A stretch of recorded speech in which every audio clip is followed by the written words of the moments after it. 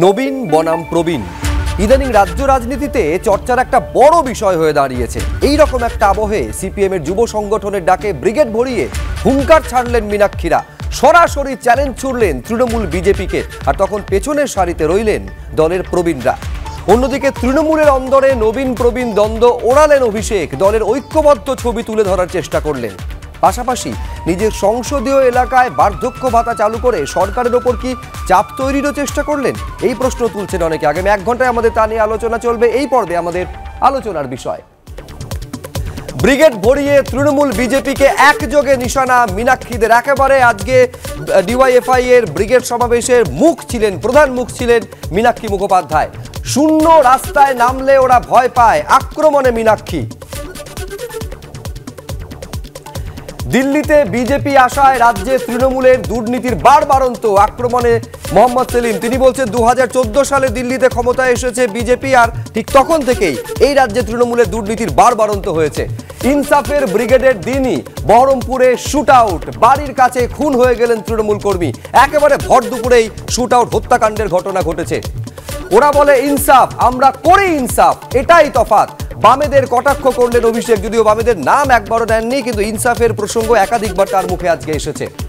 দল ঐক্যবদ্ধ, কোনো দ্বন্দ্ব নেই। তৃণমূলের নবীন প্রবীণ দ্বন্দ্বের জল্পনা ওড়ালেন অভিষেক বন্দ্যোপাধ্যায়। কিন্তু শুরুতে আপনাদের দেখাতে চাইবো যে আজকে বামেদের যে যুব সংগঠন, তাদের ডিওয়াইএফআই এর ডাকে যে ইনসাফের ব্রিগেড ছিল, সেখানে যে কথা বলে বারে বারে বামেদের নিশানা করে বিরোধীরা, শূন্যের কথা বলে, সেই শূন্য প্রসঙ্গ কিন্তু আজকে মীনাক্ষী মুখোপাধ্যায়ের কথায় এসেছে। এবং তিনি বলছেন যে যারা বলে বামপন্থীরা শূন্য, তারা শূন্যের মূল্য জানে না। আমাদের আক্ষেপ নেই, রাগ নেই, কিন্তু আশঙ্কা আছে। চোরেদের যদি প্রচারক বাহিনী হয়, 50 দিন কাউকে মুখ দেখায়নি।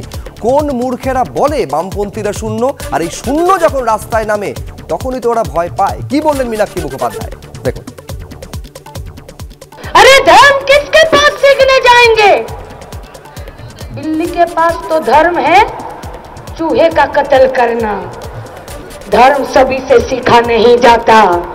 कौन गोरधोप अकाट मूर्खोरा बोले बमपंथीरा सुनो? अरे उसका जीरो का भाव भी पता नहीं है। শুধু জিরোরা যদি রাস্তার দখলের কথা বলে, আসলে ওরা বামপন্থীদের শক্তিকে ভয় পায়। আমাদের কোনো আক্ষেপ নেই, আমাদের কোনো রাগ নেই যদি নির্দিষ্ট দেশ লোটা দাঙ্গাবাজ আর চোরেদের যদি এরা প্রচারক বাহিনী হয়ে যায়, তখন লড়াইয়ের মাঠে কিছু অবস্টাকল এবং হার্ডেলস আসে, কিন্তু সেটাকে অতিক্রম করা বামপন্থীদের কাছে তুড়ি মেরে কাজ হয়। আমাদের তো আসল কাজই হলো এই কোটা সিস্টেমটার বদল করার, তাই সিস্টেম বদলের লড়াইয়ে আছে। আমি বৈশ্বরণ চট্টোপাধ্যায়ের কাছে শুরুতেই আসবো। একেবারে সরাসরি আপনারা বারে বারে নিশানা করে থাকেন যে বামেরা যখন শূন্য পায়, সেই শূন্যের আর বঙ্গ রাজনীতিতে মূল্য কি আছে। আজকে সিপিএম এর বক্তব্য যে মূল্য যে আছে সেটা প্রমাণিত হয়ে গেল। তার কারণ ডায়মন্ড হারবারে অভিষেক বন্দ্যোপাধ্যায়ের যে বার্ধক্য ভাতা দেওয়ার কর্মসূচি ছিল, সেখানে একাধিকবার এই ইনসাফের কথা, যে ইনসাফের ব্রিগেড আজকে করেছে ডিওয়াইএফআই, সেই ইনসাফের কথা একাধিকবার উচ্চারিত হয়েছে। সিপিএম এর বক্তব্য হচ্ছে ওইখানে স্লোগান তোলা হলো, ব্রিগেডের স্লোগান তোলা হলো, আর তার ঢেউ গিয়ে পৌঁছলো ডায়মন্ড হারবারে। এটা ভয় ছাড়া কি? দেখুন, উনি তো আমি কি বলেছে, আমি এইটুকু বলতে পারি যে ইনসাফ, যেটা অভিষেক ব্যানার্জি বলেছেন যে ইনসাফ আমরা করে দেখাই, আর ওরা ইনসাফের কথা বলে যাত্রা করে। তো 34 বছরে বাংলার মানুষ কি ইনসাফ পেয়েছে সেটা মীনাক্ষী যতটা জানেন বলবেন নিশ্চয়ই। তো আমি এইটুকু বলবো, আজকে নেতাইয়ের যে হত্যাকাণ্ড, যে ডালিম পাণ্ডে, অনুজ পাণ্ডে রতিন দণ্ডবাদের বাড়ি থেকে গুলি চালিয়েছিল, নিরীহ গ্রামবাসীদের হত্যা। এইখানে কিন্তু যেটা ডিওয়াইএফআই এর মন্ত্র, সেখানে কিন্তু ইনসাফ চাওয়ার দাবি গত 12 বছরে যেটা পাওয়া যায়নি বলে অভিযোগ করেছে বামপন্থীরা, অভিযোগ করে। উনি তো সেটা বলবেন কারণ উনি বিরোধী দলে আছেন, উনি সেটা বলবেন, কিন্তু বাংলার মানুষ তো ইনসাফ পেয়েছে কিনা সেটা বাংলার মানুষ তার প্রতিবার নির্বাচনের ফলাফলের মধ্যে দিয়েছে। গণতান্ত্রিক প্রক্রিয়াতে উনি আসবেন, সংসদীয় রাজনীতিতে আসবেন, অথচ শূন্য আসন পেলেও উনি বলবেন আমরা শূন্য নেই, আমরা বিরাট কিছু। তো লোকসভাতেও শূন্য, বিধানসভাতেও এই রাজ্যে উনি শূন্য পেয়েছেন। ওনারা নানান যুক্তি যান, আমি 34 বছরে যে লুটপাট, অগ্নিসংযোগ, যে অপশাসন, যে ধর্ষণ, যে সিঙ্গুর থেকে, বিরাটি থেকে, বর্ণালী দত্ত থেকে নিহার বানু, অনেক ঘটনা আছে। এখন উনি তো কতটা এই ব্যাপারে অবগত, সেই সময় উনি কতটা কি করেছেন রাজনীতি আমার জানা নেই, তবু এইটুকু বলতে পারবো যে 34 বছরে বাংলার মানুষ দেখেছে, আর আমাদের রাজত্ব দেখেছে। না আমি বলছি 34 বছরে নিঃসন্দেহে শতরূপ তার উত্তর দেবে। পাশাপাশি এই ছবিগুলো তো মানে কোনো অভিযোগের প্রয়োজন বলার প্রয়োজন পড়ে না। রাস্তার ধারে প্রায় 2 বছর ধরে বসে রয়েছেন, তারাও ইনসাফ চাইছেন, যে চাকরিটা দিয়েছেন দুর্নীতিতে চাকরি চুরি হয়ে গিয়েছে, তারা নিজের চাকরি চাইছেন। গতকাল একেবারে আদালতে গিয়ে ইডির আইনজীবী বলছেন 10,000 কোটি টাকা রেশন দুর্নীতি হয়েছে, ফলে বঞ্চনা, দুর্নীতি, শোষণ, এই অভিযোগগুলো কিন্তু এই 12 বছরের আমলে বারে বারে অভিযোগ সামনে এসেছে। কিন্তু আমি এখানে শতরূপ ঘোষের কাছে আসতে চাইবো যে ইনসাফের কথা তোমরা বলেছো আজকে, কিন্তু ইনসাফ এই সরকার তৃণমূল কংগ্রেস করেছে, সেইটা কিন্তু আজকে অভিষেক বন্দ্যোপাধ্যায় ডায়মন্ড হারবারে তার কর্মসূচির মধ্যে দিয়ে বারে বারে বললেন।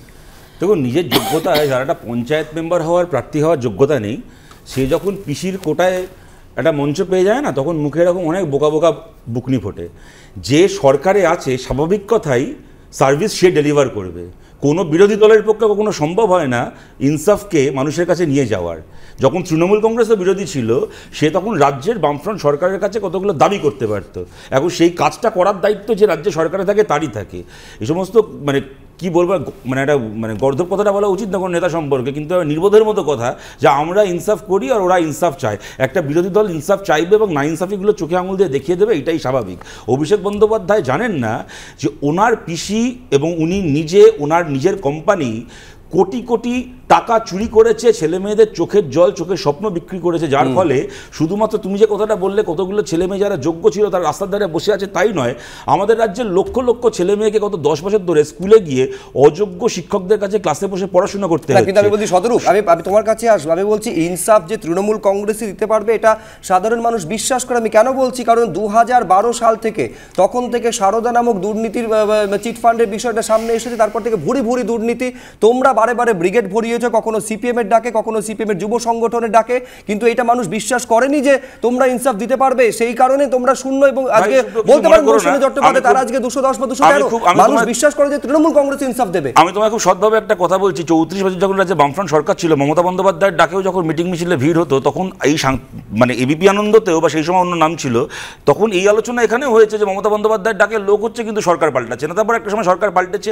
দেখো, কে সরকারে আসবে, কে সরকারে আসবে না, কে জিতবে, কে হারবে, এটা পরের কথা, কিন্তু কোন রাজনৈতিক দলকে আমি একরকম ভাবে ব্রিগেড ভরলেও আসন পাবে না, যেমনটা মমতা বন্দ্যোপাধ্যায় ব্রিগেড যদি মানে তুমি বুঝে দাও, আমি তোমার কাছে ব্যাখ্যা চাইছি। কিন্তু যারা এটা শুনছেন তারা যদি অন্য, আমার ধারণা তারা অন্য মানে বুঝেছেন। আমি তোমাকে একটা কথা বলছি, আমি যদি ধরে নিই আগামী 100 বছর সিপিএম হারবে এবং তৃণমূল জিতবে, তা বলে কি তৃণমূলের এই অধিকার জন্মায়? যেহেতু মানুষ আমাদেরকে ভোট দিয়েছে, সেহেতু আমরা লোকের চাকরি চুরি করব, গরু চুরি করব, বালি চুরি করব এবং তারপরে ক্ষমতায় বসে বড় বড় কথা বলবো?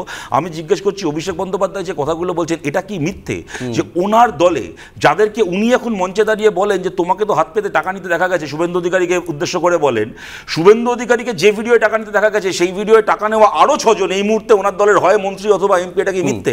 এটাকে মিথ্যে যে শুভেন্দু অধিকারী হাত পেতে টাকা নেওয়ার পরে সেই শুভেন্দু অধিকারীকে আবার জিতিয়ে এনে ওনার পিসি রাজ্যের মন্ত্রিসভার মন্ত্রী করেছিলেন? এগুলো তো মিথ্যে নয়। ওদের হাতে এখন মাইক আছে, ক্ষমতা আছে, বড় বড় কথা বলতে পারে। মানে ভোটে জয়ের সঙ্গে দুর্নীতি এইটা একেবারে সমানুপাতিক নয়, দুর্নীতিটা মিথ্যে হয়ে যায় না। আমি তোমার কাছে আসবো, আমি তোমার কাছে আসবো, কিন্তু পাশাপাশি আমি তোমাকে বলছি তো, আমি তোমার কাছে আলাদাভাবে আসবো, কিন্তু যেহেতু অভিষেক বন্দ্যোপাধ্যায়কে নিয়ে আলোচনা করছি, আমার এইখানে দেখিয়ে নেওয়াটা দরকার দর্শকদের যে কিভাবে ইনসাফের কথা অভিষেক বন্দ্যোপাধ্যায়ের মুখে এসেছে এবং অভিষেক বন্দ্যোপাধ্যায় বলছেন ওরা ইনসাফের কথা বলে, আমরা ইনসাফ করি। দেখুন, ইনারা আবার নাকি সবকা সাথ সবকা বিকাশ, কেউ বলছে ইনসাফ, কেউ বলছে ন্যায়, কেউ বলছে সবকা সাথ সবকা বিকাশ। আজকে আমরা যেটা করলাম সেটা ইনসাফ, সেটা ন্যায়, সেটা সবকা সাথ সবকা বিকাশ। তারা বলেছে, আমরা করেছি। কানে শুনে নয়, চোখে দেখে আগামী দিন সিদ্ধান্ত নিতে হবে। তৃণমূল কংগ্রেস ন্যায় করেছে, মামাটি মানুষের সরকার ইনসাফ করেছে, আর সবকা সাথ সবকা বিকাশ কি ডায়মন্ড হারবার সমগ্র দেশকে আজকে পথ দেখিয়ে দিয়েছে। একই সঙ্গে নিশানা কিন্তু তরুণজ্যোতি তিওয়ারিদেরও আছে যে সবকা সাথ সবকা বিকাশের কথা ওরা বলে, আসল বিকাশ এবং সবার সঙ্গে থাকাটা সেটা তৃণমূল কংগ্রেসই থাকে। শুভ্র, সিরিয়াস বিষয় নিয়ে আলোচনা হচ্ছে এখানে, সার্কাস নিয়ে আলোচনা হলে অভিষেক বন্দ্যোপাধ্যায়কে নিয়ে আলোচনা করতাম, তার উত্তর দেওয়ার প্রয়োজন আমি মনে করি না। পিসির দয়া নেতা হয়েছে, প্যারাট্রুপার নেতা, তাকে নিয়ে বলার কোনো প্রয়োজন মনে নেই। বামেদের আজকে ব্রিগেডে ভিড় হয়েছে, সত্যিই ভিড় হয়েছে, অস্বীকার করার জায়গা নেই, তাদেরকে শুভেচ্ছা। কিন্তু এই ভিড় তো 2019-এও দেখেছিলাম আমরা, 2021-এও দেখেছিলাম আমরা, 2024-এও দেখেছিলাম আমরা। তারপর ভোট বক্সে তার প্রতিফলন কোথায় গেল? আমরা যখন আজকে ইনসাফ নিয়ে কথা হচ্ছে, পশ্চিমবঙ্গের মানুষ তো ইনসাফ চায়, পশ্চিমবঙ্গের মানুষ ইনসাফ চায় বিজন সেতুর, ইনসাফ চায় মরিচ ঝাপির, ইনসাফ চায় নন্দীগ্রামের, নেতায়ের, ছোটাঙ্গাড়িয়ার, প্রত্যেকটা ইনসাফ পশ্চিমবঙ্গের মানুষ চেয়েছে এবং তারা ইনসাফ করেছে বামেদের সাথে। আমি কল্যাণীতে থাকতাম শুভ্র, কল্যাণী একসময় কল্যাণী শিল্পাঞ্চল, এতগুলো শিল্প, যে কোনো যাবে, যে কোনো রিক্সাওয়ালা ভ্যানওয়ালা আছে ওখানে, তাদেরকে জিজ্ঞেস করবে, কোনো না কোনো সময় কোনো না কোনো ফ্যাক্টরিতে তারা কাজ করতো। সব কটা ফ্যাক্টরি চলছে না, চলবে না বলে বন্ধ করেছে লাল ঝান্ডার আড়ালে। শ্রমিক নেতারা প্রচুর টাকা কামিয়ে নিয়েছে মালিকের সাথে সেটিং করে, শ্রমিকরা ডুবে গেছে, তারও ইনসাফ চায় মানুষ। না, আমি পাশাপাশি এই কথা আমি তোমার কাছে আসছি, তরুণজ্যোতি তিওয়ারি এর কাছে আসবো। এই কথাটাও মোহাম্মদ সেলিম বলছেন যে এই রাজ্যে যদি তৃণমূলের বারবারন্ত হয়ে থাকে তার পেছনে সমানভাবে দায় নিতে হবে বিজেপিকে, তার কারণ 2014 সালে নরেন্দ্র মোদী ক্ষমতায় আসার পর এখানে তাদের বারবারন্তটা হচ্ছে। একই সঙ্গে ডাবল ইঞ্জিনের কথাও, যে ডাবল ইঞ্জিনের কথা বারে বারে শুভেন্দু অধিকারী এবং সুকান্ত মজুমদার প্রচারে বলে থাকেন, আমি একবার দেখাতে চাইবো কি বলেছিলেন ডাবল ইঞ্জিনকে কটাক্ষ করে, এবং তারপর আমি অবশ্যই তরুণজ্যোতি তার উত্তর দেবেন। দেখুন, যারা ডবল ইঞ্জিনের সরকার বলে, মণিপুরে বিজেপি সরকার আছে, আর দিল্লিতেও বিজেপি সরকার আছে, যারা বলছে মমতাকে সরিয়ে বিজেপিকে আনতে হবে, 2014 থেকে শুনছি বিচারপতি অমৃতা সিং আজরাসে বলেছেন ভাইপোর কোম্পানির যে সম্পত্তি বেড়েছে 2013-র পরে বেড়েছে, 2014-তে মোদি এসছে। সৈয়া ভাই কোতওয়াল ডর কাহে কা, বিজেপি যখন থেকে দিল্লিতে এসছে, বিজেপি বন্ধুদের বলছি তৃণমূলের বুকের পাটা আরো বেড়ে গিয়েছে। জব চৌকিদারি চোর হ্যায় তো পকড়েগা কন।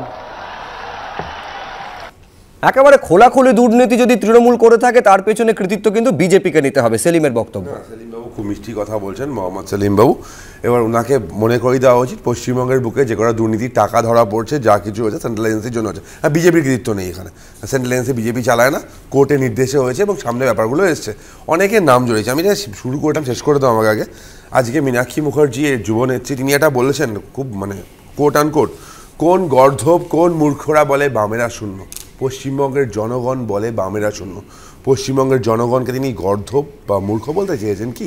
পশ্চিমবঙ্গের যারা ভোটার, গণতন্ত্রে গণদেবতা, জনতা হলো ভগবান, সে ভগবানকে তিনি মনে করেছেন তারা গর্ধব, তারা মূর্খ।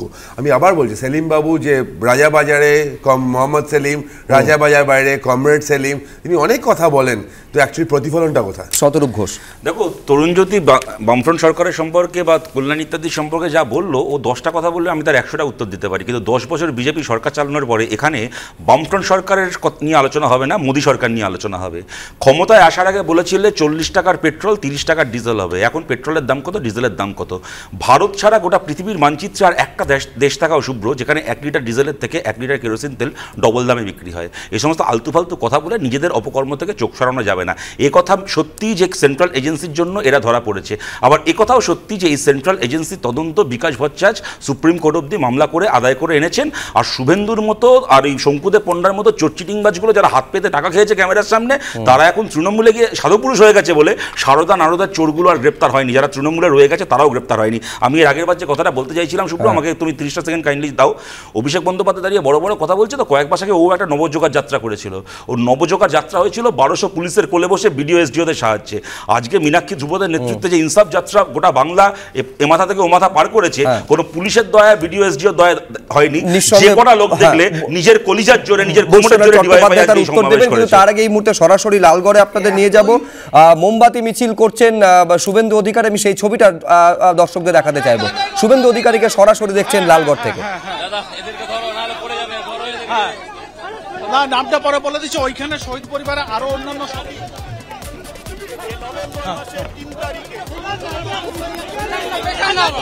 এর আগে নেতাইতে গিয়ে নেতাই দিবস পালন করেন এবং শহীদ বেদিতে শ্রদ্ধা অর্পণ করেন এবং সেখান থেকে তিনি এখন লালগড়ে মোমবাতি হাতে মিছিল করছেন।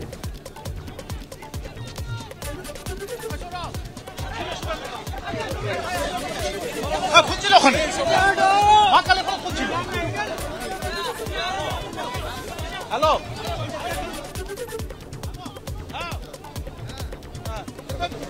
যেমনটা বলছিলাম যে মূলত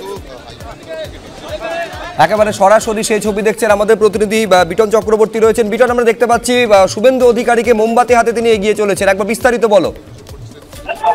একদম, তুমি জানো সুব্রজিৎ যে আজকে 2011 সালের যে নেতায়ের গুলি চালনার ঘটনা ঘটেছিল এবং নজরের যে মৃত্যুর মতন ঘটনা ঘটেছিল এবং বেশ কয়েকজন আহত হয়েছিল, তার পরের বছর থেকে কিন্তু নেতাই দিবস, শহীদ দিবস পালন করে আসছেন শুভেন্দু অধিকারী। এবং আজকে কিন্তু সেই একই কর্মসূচিতে শুভেন্দু অধিকারী 5টার কিছু পরে তিনি নেতাই গ্রামে আসেন এবং সেখানে যে শহীদ নদী রয়েছে সেখানে পুষ্পার্ঘ্য অর্পণ করেন, শ্রদ্ধাঞ্জলি দেন। এরপরে শহীদ পরিবারের লোকজনদের, পরিবারের সদস্যদের সঙ্গে কথাবার্তা বলেন। তারপর কিন্তু রীতিমতো পায়ে হেঁটে প্রায় 1 কিলোমিটার দূরে গিয়ে শহীদ পরিবারের একজনের বাড়িতে গিয়ে সেখানে কিন্তু সান্ধ্যকালীন ভোজন তিনি সারেন এবং সেখানে অন্যান্য শহীদ পরিবারের সদস্যরাও কিন্তু সেখানে ছিলেন। এবং নেতাইয়ে গিয়েই কিন্তু শুভেন্দু অধিকারী বলেছিলেন যে তিনি কোনো রাজনৈতিক কথাবার্তা এখানে বলবেন না, কারণ তুমি জানো আজকে যে নেতাইয়ে শুভেন্দু অধিকারীর কর্মসূচি সেটা হাইকোর্টের বেশ কিছু নির্দেশাবলী রয়েছে এবং সেই নির্দেশ মেনেই শুভেন্দু অধিকারী আজকে নেতাইয়ে শহীদ দিবসে পালনের জন্য আসেন এবং সেই জন্য তিনি সেখানে কোনো রাজনৈতিক কর্মসূচি, কোনো রাজনৈতিক কথাবার্তা বলেননি। এবং তিনি দাবি করেন যে তাকে হাইকোর্ট বলেছিলেন যে একাই আসার জন্য এবং তিনি সেইভাবে এসছেন, কিন্তু নেতায়ের মানুষ তার সঙ্গে রয়েছে বলে তিনি দাবি করেন, সেই জন্য সেই মানুষই তার সঙ্গে পায়ে পা মিলিয়েছেন। এবং এই মুহূর্তে শুভেন্দু অধিকারী যে লালগড় বাজার রয়েছে তার কিছুটা দূর থেকে কিন্তু মোমবাতি মিছিল তিনি শুরু করেছেন এবং মোমবাতি মিছিলের শেষেই কিন্তু তিনি সাংবাদিকদের মুখোমুখি হয়ে তারা আজকের কর্মসূচি নিয়ে কিন্তু তিনি বক্তব্য বলবেন একেবারে। এবং সাংবাদিকদের মুখোমুখি হয়ে কি বলবেন শুভেন্দু অধিকারী, নিঃসন্দেহে সেদিকে নজর থাকবে। এবং আমাদের এই আলোচনা একদিকে যেমন অভিষেক বন্দ্যোপাধ্যায়ের ডায়মন্ড হারবারে কর্মসূচি এবং অবশ্যই ডিওয়াইএফআই এর 16 বছর পরে এই যে ব্রিগেড সমাবেশ, যেখান থেকে একযোগে তৃণমূল কংগ্রেস এবং বিজেপিকে নিশানা করা, কোথাও সিপিএম এর এখান থেকে কি পুনরুত্থানের কোনো রূপলি রেখা দেখতে পাচ্ছে বামফ্রন্ট? গ্র্যাজুয়েট বেকারত্বের হার 13.4, অর্থাৎ সেটা যদি 10%-এর ওপরে হয়, গ্রোথকে চ্যালেঞ্জ করে। তাহলে ডেমোগ্রাফিক ডিভিডেন্ড বলে একটা কথা আছে, সেটা কি যে ওয়ার্কিং পপুলেশন যখন নন ওয়ার্কিং পপুলেশনের থেকে বেশি, সেটা ডেমোগ্রাফিক ডিভিডেন্ড, সেটা চায়না নিতে পেরেছে, আমরা পারছি না, আমরা জব তৈরি করতে পারছি না। কাজে ইস্যু অনেক আছে, কিন্তু মুশকিলটা হচ্ছে যে রাজনৈতিকভাবে সেই ইস্যুগুলোকে মানুষের কাছে পৌঁছে কতটা দেওয়া যাবে। বিরোধীদের কাজই কিন্তু সেটা, গণতন্ত্রে বিরোধিতা থাকতে হবে। এবং আজকের ব্রিগেড নিশ্চয়ই গুরুত্বপূর্ণ, ইম্পর্টেন্ট, কারণ আমরা দেখছি যে 2010-এ ডিওয়াইএফআই এর মেম্বারশিপ ছিল প্রায় 85 লক্ষ, সেটা কিন্তু 23-এ নেমে গেছিল 40 লক্ষ। আর যদি তুমি এখনই যেটা বললে যে 2011-র বিধানসভায় বামফ্রন্ট পেয়েছিল 80টা আসন, সেটা কিন্তু 21-এ 1 হয়ে গেছে। কাজে রাজনৈতিক অঙ্কটা কিন্তু সবসময় সব জায়গায় একই রকম হয় না, কিন্তু তার মানে এই নয় যে বিরোধী শক্তি থাকবে না। বিরোধীদের থাকতে হবে যে ন্যায্য দাবিগুলো, যে অসাম্য, যে সাম্প্রদায়িকতা বা বেকারত্ব, মুদ্রাস্ফীতি। আমি একটু আপনাকে থামাচ্ছি, শুভেন্দু অধিকারী কি বলছেন সরাসরি দেখব। কারণ পুলিশ লিখে জানিয়ে দিয়েছিল 6 আর 7 তৃণমূলের বিপ্লব হবে নেতাই গ্রামে, তাই আর কাউকে দেওয়া যাবে না। কায়দা করে সব করেছে। নেতাই শহীদদের ছবি নেই,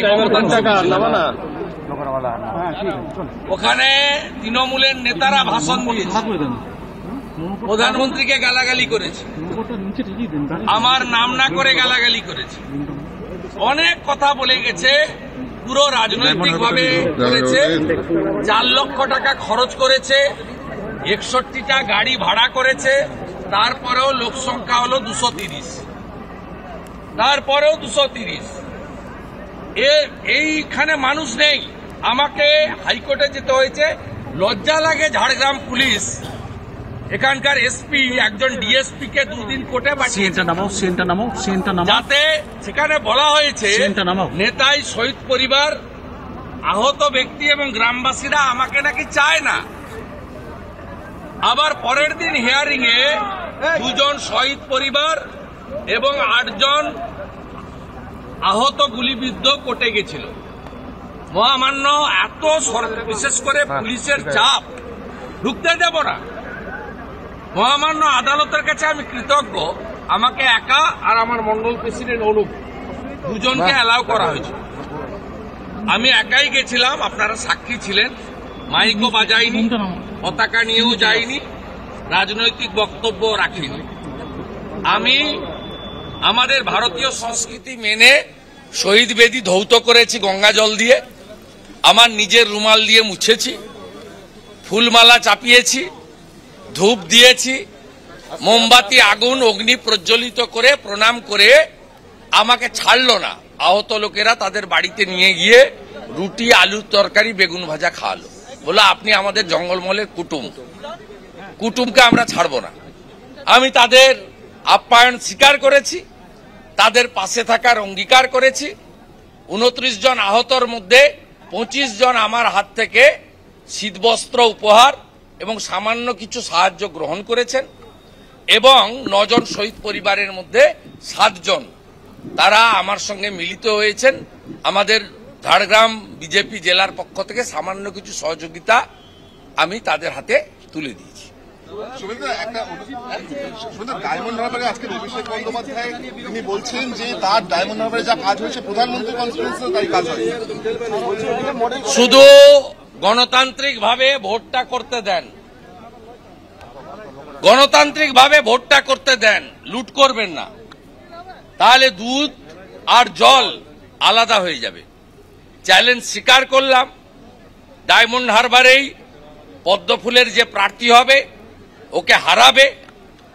কয়লার টাকা, ঘুষের টাকা, লুটের টাকা বিতরণ করেছে। এই 16,800 জন ডোনারকে তার তালিকা চাই। তালিকা না চাইলে ইনকাম ট্যাক্সকে দাবি করব যে এরা ফেক ডোনার, আর্টিফিশিয়ালি বানানো ডোনার, না কয়লা বালি মদ বিক্রির টাকা, ডিয়ার লটারির টাকা, তার তথ্য অনুসন্ধান করে it's a big financial scam, it's a one type of bribe to the voters, যেটা ভারতীয় আইনে কখনোই স্বীকৃত নয়, যে নিজের কনস্টিটিউয়েন্সি ভোটারদেরকে এইভাবে লাগাতার ঘুষ দেওয়ার যে প্রথা, ইটস এ ভেরি অ্যালার্মিং। এর এগেনস্টে যা যা পদ্ধতি অনুযায়ী করার লিডার অব অপোজিশন হিসেবে আমি করবো। গোটা রাজ্যেই ওল্ড এজ পেনশন স্কিম চালু করা হবে, গভর্নমেন্ট চালু করবে গোটা রাজ্যে। গোটা রাজ্যের ঘটনা আমি আগে বলেছি। দুয়ারে সরকারের 5টা ক্যাম্পে 12,65,000 দরখাস্ত পড়েছে, 2,20,000 ভ্যাকেন্সি বের করেছে। এটা এনএসএপি, কেন্দ্রীয় সরকার 800 টাকা দেয়, রাজ্য 200 টাকা দেয়। ন্যাশনাল সোশ্যাল অ্যাসিস্ট্যান্ট প্রোগ্রাম 2,20,000 টাকা ভ্যাকেন্সি বের করেছে, এবং যেটা দিদিকে বলো নাম্বার ছিল আইপ্যাক প্রশান্ত কিশোরের, সেটা এখন হয়েছে মুখ্যমন্ত্রীকে বলো। সেই নাম্বারে ফোন করেছেন যারা, তারাই কেবলমাত্র পাবেন।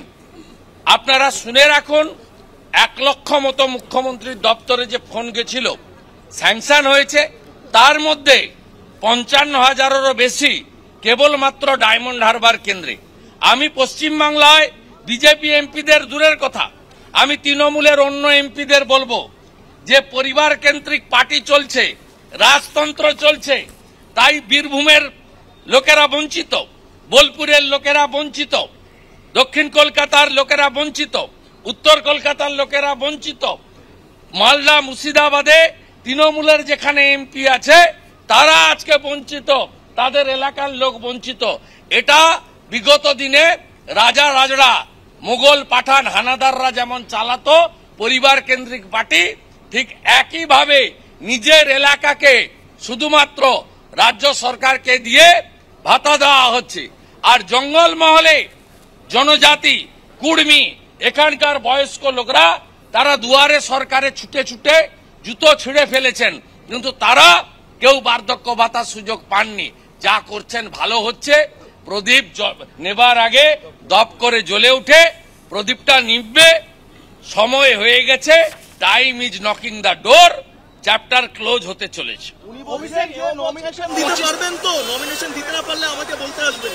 কোথায় নমিনেশন দিতে পারে?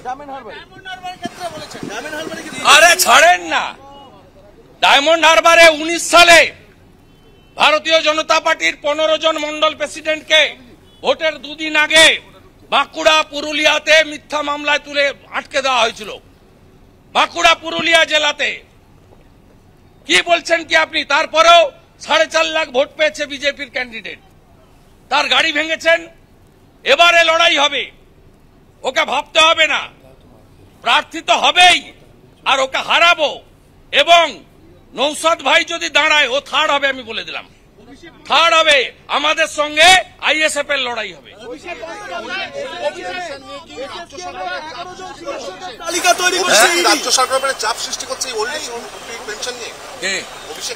না না, সব গোটা। আরে পিসি ভাই মিলা ভগত পুরা। আরে ভাইপোর পুরো ফ্যামিলিকে পিসি ঘরের মধ্যে রেখেছে, নতুন একটা বাড়ি করেছে, 4 কোটি টাকা দিয়ে জায়গা কিনে 2 কোটি টাকার একটা বাড়ি করেছে, তার 4 তলায় পুরো ফ্যামিলিকে রেখেছে, গোটা গোষ্ঠীকে, লিপসেন ব্যামুন্সের পুরো ডিরেক্টরকে।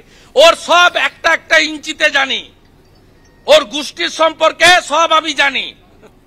গোষ্ঠীর তুষ্টি হয়ে যাবে, চিন্তা করার কারণ নেই।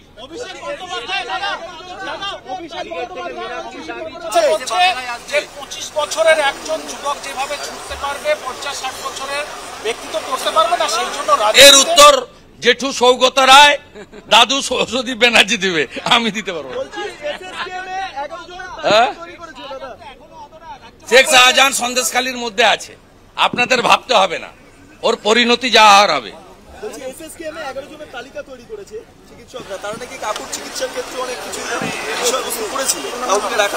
এটা কোর্ট হস্তক্ষেপ করেছে, মণিময় নিজে ছটপট করছে, অরূপ বিশ্বাসকে ফোন করে বলেছে আপনি মুখ্যমন্ত্রীকে বলুন আমি পদত্যাগ করবো। ঠেলায় না পড়লে বিড়াল গাছে ওঠে না। চলো,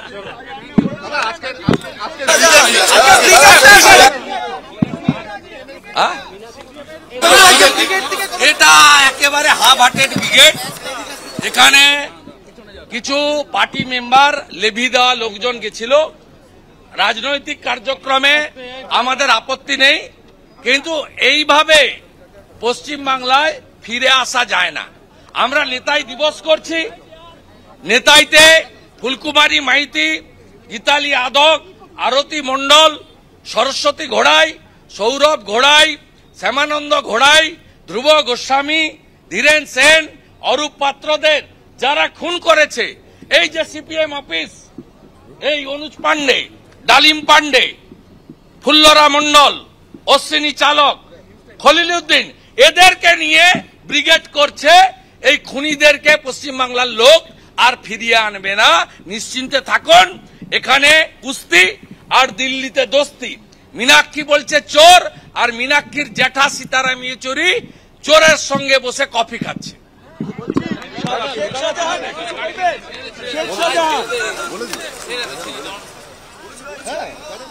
নিঃসন্দেহে মারাত্মক অভিযোগ, একদিকে দিল্লিতে দোস্তি আর এখানে কুস্তি, পাশাপাশি এইটা বলছেন যে ব্রিগেডকে আমি কিছুক্ষণ আগে আলোচনার মধ্যে আনছিলাম, যে এই রকম একটা ব্রিগেড যেখানে কার্যত ব্রিগেড ভরিয়েছে সিপিএমের যুব সংগঠন, কোথাও ভোট বাক্সে দাগ কাটার কোনো সম্ভাবনা আছে কিনা, একেবারে সম্ভাবনা উড়িয়ে দিচ্ছেন শুভেন্দু অধিকারী।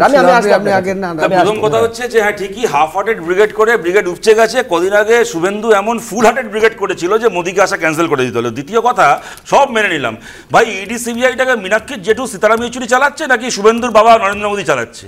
যদি ইডি সিবিআই নরেন্দ্র মোদী চালিয়ে থাকে, যদি শুভেন্দুর বাবা যারা চালায়, মোদী অমিত শাহ চালায়, সেক্ষেত্রে ইডি বাজেয়াপ্ত করলো কালীঘাটের কাকুর একটা বাড়ি, অভিষেকের বাবার একটা বাড়ি। চুরির টাকায় কালীঘাটের কাকুর বাড়ি বাজেয়াপ্ত হয়েছে, সে কালীঘাটের কাকু জেল খাটছে, আর অভিষেকের বাবা জেলের বাইরে ঘুরে বেড়াচ্ছে। কিন্তু এখানে গুতগুতি আর দিল্লিতে কোলাকুলি করলে কি করে হবে? কোথায় আমি বলছি, এখানে গুতগুতি আর দিল্লিতে কোলাকুলি, আরে আমাদের কোলাকুলির জন্য তো মমতা ব্যানার্জি গ্রেপ্তারি আটকাচ্ছে না, অভিষেকের গ্রেপ্তারি আটকাচ্ছে না। অভিষেক গ্রেপ্তারটা হচ্ছে না কেন? ইডি সিবিআই কে কি মীনাক্ষীর জেঠু সীতারাম ইয়েচুরি চালাচ্ছে নাকি শুভেন্দুর বাবা মোদী অমিত শাহ চালাচ্ছে? এটার উত্তর তো শুভেন্দু অধিকারীকে দিতে হবে। দ্রুত কার বাবা কি চালাচ্ছে দেখে যাচ্ছি না আমি। এই মীনাক্ষী মুখার্জি একটা বক্তব্য আজকে ছিল না, যে আমরা লড়াই করি, আমরা মানুষের জন্য লড়াই করি, যেখানে টুটি চেপে ধরা হবে আমরা লড়াই করব, এমপি এমএলএ বিধায়ক বা সাংসদ পদের জন্য আমরা লড়াই করি না। এসব শুনে সেই মানে 21-এর মেয়ের পর তন্ময়দার কথাটা মনে পড়লো। দলটা তুলে দিয়ে এটা এনজিও করলেই তো পারে, এটা বাটি নিয়ে রাস্তায় নামলেই তো পারে।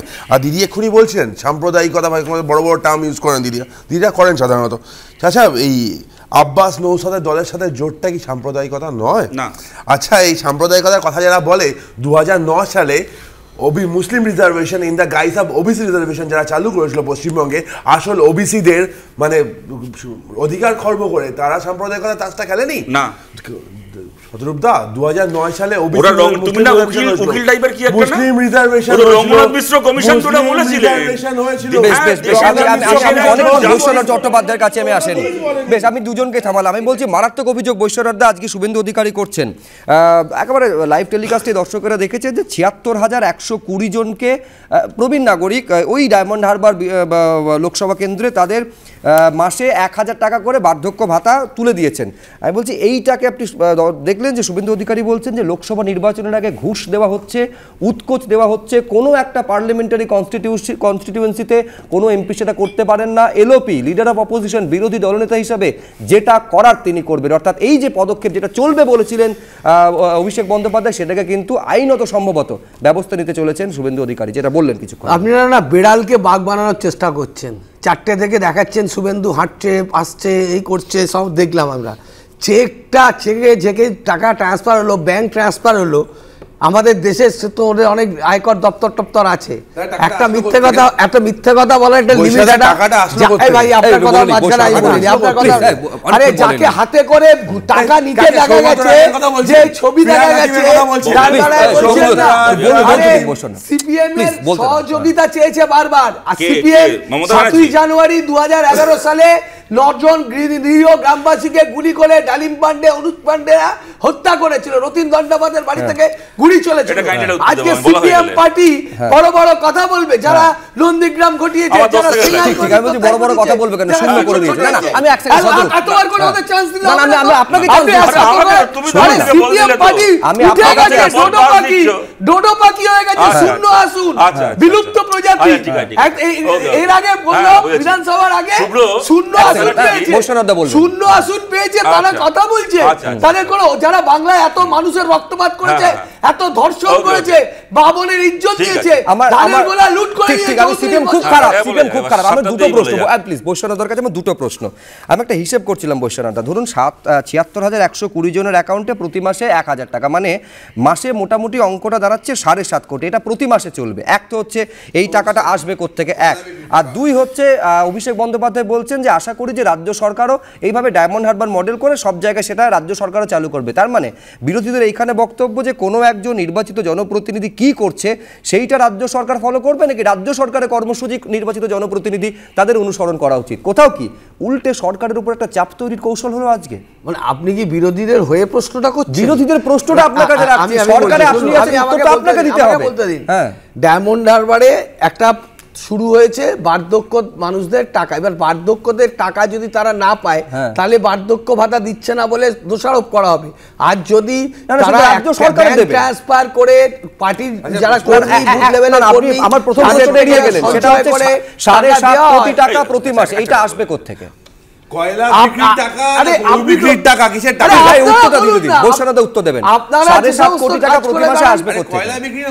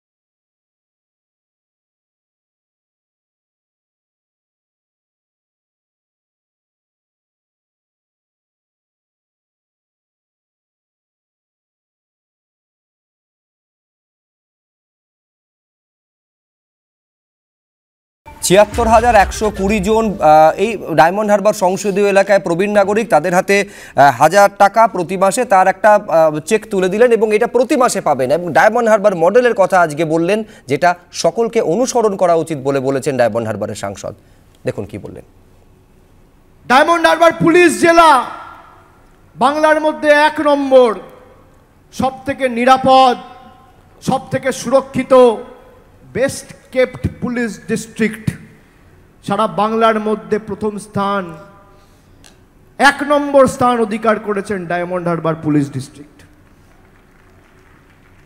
আপনি যে কোনো কাজ বলুন, আইন শৃঙ্খলা, পরিকাঠামো, স্বাস্থ্য, শিক্ষা, পরিকাঠামোগত উন্নয়ন, আপনি যে কোনো কাজ বলুন, সামাজিক উন্নয়ন ডায়মন্ড হারবার করে দেখিয়েছে। এখনো তো নির্বাচনের ২ মাস আছে। আমি যে কোনো নেতাকর্মীকে বলবো যে ডায়মন্ড হারবারের এই মডেল যদি পারেন অনুসরণ করে দেখান। আমি তরুণজ্যোতি তিওয়ারির কাছে আসবো। যে কোনো কাজে ডায়মন্ড হারবার এগিয়ে রয়েছে এবং সেটা করে দেখিয়েছে। আমি বলছি সেইটা যদি হয় তাহলে এই একই রকম বাকি যে ২২টা ধরো সংসদীয় এলাকা রয়েছে সেইখানে না, আমি বলছি যেখানে তৃণমূল কংগ্রেসের সাংসদ রয়েছে, তাহলে তারা সেই সমানভাবে যদি তারা করতে না পারেন, এক হচ্ছে তারা তাহলে সাংসদ হিসেবে অদক্ষ, নাকি যে সুযোগ সুবিধাগুলোর জন্য ডায়মন্ড হারবার পাচ্ছে, এগোতে পারছে, সেই সুযোগ সুবিধাগুলো তারা পাচ্ছে না। তার মানে ঘুরিয়ে তাহলে বাকি সংসদীয় এলাকা যেখানে তৃণমূল কংগ্রেসের সাংসদরা রয়েছেন তারা তাহলে অভিযোগ করতে পারেন তারা বঞ্চনার শিকার। এটা সেকেন্ডারি প্রশ্ন হতেই পারে, তোমার প্রাইমারি প্রশ্ন তুমি যে হিসাব দিলে প্রতি মাসে খরচা ৭.৫ কোটি টাকা, বছরে খরচা মানে বছরে এক্সপেন্ডিচার হচ্ছে 91.2 CR, রাইট? প্রায় আমি 91 কোটি হচ্ছি। এই 91 কোটি টাকাটা আসছে কোত্থেকে? একজন সাংসদের ভাতা কত? অভিষেক বন্দ্যোপাধ্যায় কি বিজনেস আছে, কি প্রপার্টি আছে, সোর্স কি? কয়লা বিক্রি, গরু বিক্রি, চাকরি বিক্রি, কোন টাকা থেকে এই টাকাটা দেওয়া হবে? পুরোটা ৫,৫০০ নথি পুরো ইডিকে জমা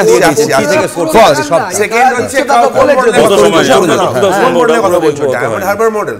এই ডায়মন্ড হারবার মডেল নিয়ে মানুষ জানে ওখানে বিরোধীরা মানে ভোটে দাঁড়াতে পারে না, দাঁড়ালেও খুন হয়। যে কোনো দল হোক, আমি সিপিএম এর যদি ফোয়াদ্দার কথা বলি, তোমার খাটে আদৌ তরুণজ্যোতি খাটে? 2021-এর লোকসভা নির্বাচনে সেন্ট্রাল ফোর্স দিয়ে ভোট হলো 3 লক্ষের বেশি ভোটে হই হই করে অভিষেক ব্যানার্জি জিতলেন। তরুণজ্যোতি না দেওয়া মানুষকে ভয় দেখানো, আমি আরো পুলিশে যাও, পুলিশের ফোয়াদ্দার উপর আক্রমণটা মনে আছে আমাদের মন্ডল প্রেসিডেন্টের, জেলার বিভিন্ন জায়গায় মামলা করে যাওয়া মনে আছে। আমি একটা কথা বলতে পারি? ভালো হন একটা অভিষেক বন্দ্যোপাধ্যায় ডায়মন্ড হারবারের অনেকগুলো ক্যাটাগরিতে উন্নয়ন বলেন, একটা উন্নয়ন বলতে ভুলে গেছেন। ডায়মন্ড হারবার এমপি এবং তার বাবা মা, বউ আর শালীর সম্পত্তির যা উন্নয়ন হয়েছে তা পশ্চিমবাংলার অন্য কোনো কেন্দ্রের এমপির এত উন্নয়ন হয়নি। একটা কথা আমি তাও বলছি, এই ভাতা যদি ডায়মন্ড হারবারের মানুষ পেতে এন্টাইটেলড হন, তাহলে ডায়মন্ড হারবারেরও বাইরেও পশ্চিমবাংলার যে বৃদ্ধ মানুষ আছেন তারাও কিন্তু ভাতা পেতে এন্টাইটেল। যদি না পান তাহলে তৃণমূলের এমপির দপ্তর ঘেরাও করুন, প্রশ্ন করুন যে কেউ পাবে কেউ পাবে না। তা হবে না যে মমতা বন্দ্যোপাধ্যায় একসময় স্লোগান দিয়েছিলেন, তাহলে আমরা কি অপরাধটা করলাম? আমরাও আপনাকে ভোট দিয়েছিলাম, আমরা কেন ভাতাটা পাবো না? বৈশান চট্টোপাধ্যায় যে ওয়ার্ডের কাউন্সিলর, সেইখানকার বৈশান চ্যাটার্জির কাছ থেকে ভাতা কেন পাবে না? বৈশান চ্যাটার্জি এখানে ঘোষণা করুক 91 নম্বর ওয়ার্ডে উনি এই ভাতা কালকে থেকে চালু করবেন, আমরা শুনতে চাই। দেখুন, অভিষেক বন্দ্যোপাধ্যায় যেটা করেছেন সেটা লোকসভা কেন্দ্রের সমস্ত কর্মীকে নিয়ে আলোচনা করে সিদ্ধান্ত নিয়ে ব্যাংক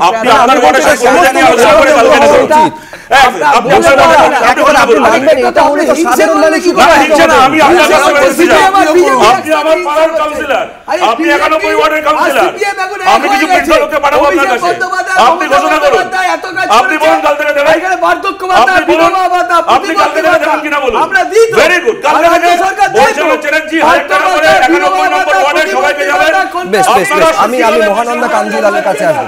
আমি দুজনকে থামালাম।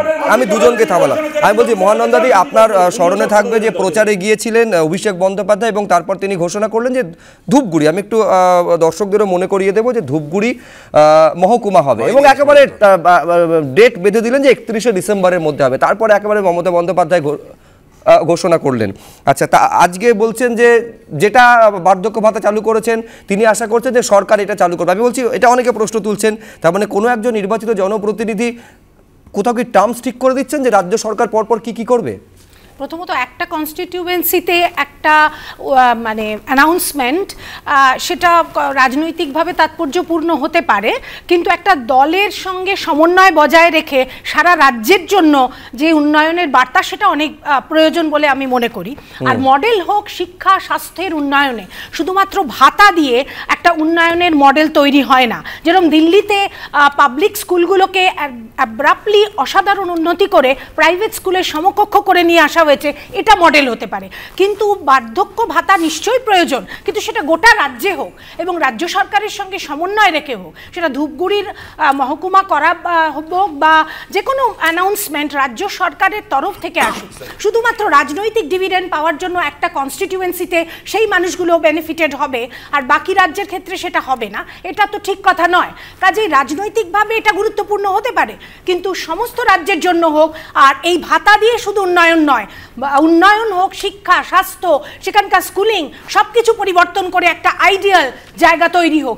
এই লড়াইটা হোক সমস্ত কনস্টিটিউয়েন্সির মধ্যে, এটাই চাই। মানে যে স্লোগানটা আজকে ডিওয়াইএফআই তাদের ব্রিগেড থেকে তুলেছে, কিন্তু আমি বলছি একেবারে ভাতার রাজনীতি হচ্ছে বলছেন। দেখুন, কন্যাশ্রীকে যদি উনি কন্যাশ্রী, রূপশ্রী, আমাদের বার্ধক্য ভাতা, বিধবা ভাতা, কোনোদিন মিথ্যা কথা বলবেন না। এই সিপিএম এর অভ্যাস আছে মিথ্যা কথা বলা অভ্যাস আছে।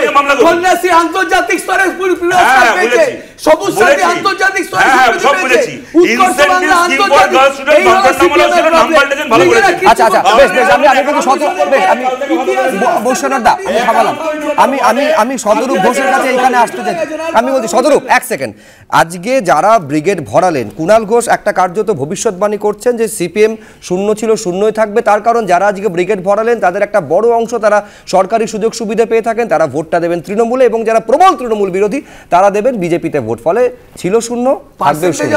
এটা আমার নাম শতরূপ। দেখুন, যারা আজকে ব্রিগেডে গেছেন তারা কাকে ভোট দেবেন আমি জানি না, কিন্তু তারা কেউ কুণাল ঘোষের মতো সারদার টাকা চুরি করে জেলে যাবেন না। দ্বিতীয় কথা হচ্ছে, পশ্চিমবঙ্গ সরকারের যে ভাতা তারাও পান, টাকাগুলো কুণাল ঘোষের পিতৃপুরুষের টাকা নয়, তাদেরই ট্যাক্সের টাকা, মানুষের ট্যাক্সের টাকা মানুষ পাচ্ছেন, কোনো মুখ্যমন্ত্রী দয়া পাচ্ছেন না। প্রশ্নটা হচ্ছে, যদি ওরা 1 টাকাও লোকের থেকে চুরি করে থাকে সেইটা হচ্ছে পাপের ইনকাম।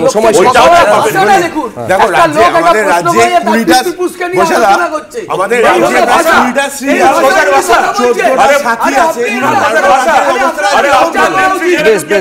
দেখুন, নিঃসন্দেহে আজকে যে ছবি ব্রিগেড প্যারেড গ্রাউন্ডে দেখা গিয়েছে, নিঃসন্দেহে বামফ্রন্ট তা নিয়ে উজ্জীবিত হতে পারে, হয়তো এমনটা মনে করতে পারে এই ছবি তাদের ভোট বাক্সে অক্সিজেন দিতে পারে, কিন্তু আলটিমেটলি কি হবে সেটা তো সাধারণ মানুষ যারা ভোটার তারা স্থির করবেন। ফলে আমাদের আরও কিছুটা সময় অপেক্ষা করতে হবে যে এই ছবিটা আদৌ সিপিএমকে বা বামফ্রন্টকে কোনো ডিভিডেন্ড ভোট বাক্সে দিচ্ছে কিনা। আপাতত আলোচনা এই পর্যন্ত।